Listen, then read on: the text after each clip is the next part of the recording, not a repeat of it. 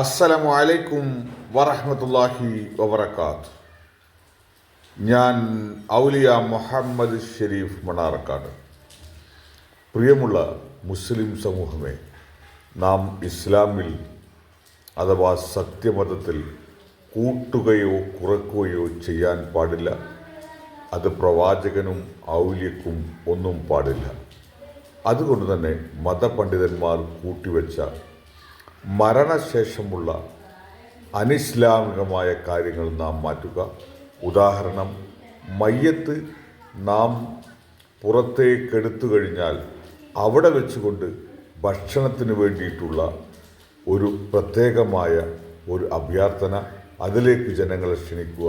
അതിനുശേഷം മസ്ജിദിൽ കൊണ്ടുപോയി അതിന് വേണ്ട രീതിയിലുള്ള അവിടെയും ഇത്തരം ക്രിയകൾ നടത്താതിരിക്കുക.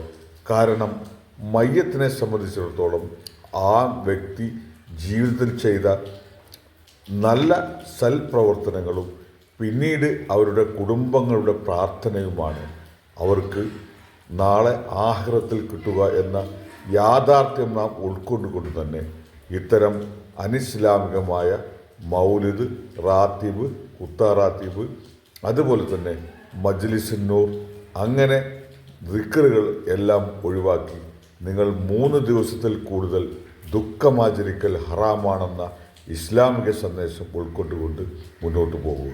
അള്ളാഹു നമ്മെ ശരിയായ ദിശയിലേക്ക് നയിക്കുമാറാവട്ടെ.